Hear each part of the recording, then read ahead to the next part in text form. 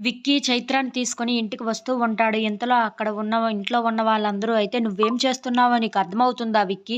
నువ్వు ఈ అమ్మాయితో తిరగడం ఏంటి? పద్మావతిని పక్కన పెట్టి" అని చెప్పేసయితే అడుగుతూ ఉంటాడు వాళ్ళ బాబాయ్. ఆ మాటలు వినగానే అక్కడ ఉన్న విక్కీ అయితే ఏమీ మాట్లాడకుండా సైలెంట్‌గా ఉండిపోతూ ఉంటాడు. ఇంతలో అక్కడ ఉన్న వాళ్ళ బాబాయ్ అయితే "నువ్వు తప్పు చేస్తున్నావు విక్కీ.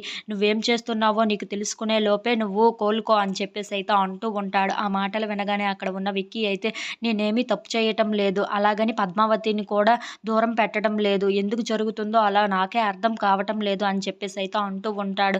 ఆ మాటలు వినగానే అక్కడ ఉన్న వాళ్ళ బాబాయ్ అయితే "నీకు అర్థం కావటం లేదా? ఏం అర్థం కావటం లేదో మాకు అర్థం కావటం లేదు. ఎందుకంటే ఇంట్లో ఉన్న వాళ్ళందరికీ తెలుస్తుంది. నువ్వు పద్మావతిని దూరం పెడుతున్నావు ఈ చైత్ర వచ్చిన్నిండి. ఇప్పుడు అసలు విషయం ఏంటో చెప్తావా లేదా? ఇక్కడి నుండి నువ్వు కదిలేయాలి అంటే అసలు విషయం ఏంటో చెప్పాలి. ఎందుకు ఈ అమ్మాయిని ఇంత దగ్గరగా తీసుకుంటున్నావు? పద్మావతిని ఈ అమ్మాయి వచ్చిన్నిండి దూరం పెడుతున్నావు చెప్పు మర్యాదగా" అని చెప్పేసయితే అడుగుతూ ఉంటాడు.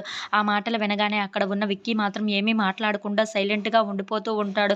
ఇంతలో అక్కడ ఉన్న వాళ్ళ బాబాయ్ అయితే గట్టిగా గదమాయించి "ఎందుకు విక్కీ ఇంత మౌనంగా ఉండిపోతున్నావు? నువ్వు అసలు విషయం చెప్తావా లేదా?" అని చెప్పేసయితే గట్టిగా అడుగుతూ ఉంటాడు. ఆ మాటలు వినగానే అక్కడ ఉన్న విక్కీ అయితే మౌనంగా ఉండిపోతూ ఉంటాడు. ఇంట్లో ఉన్న వాళ్ళందరూ అయితే "ఏంటి విక్కీ ఇంత సైలెంట్‌గా ఉండిపోతున్నాడు? ఏదో తప్పు చేసిన విధంగా.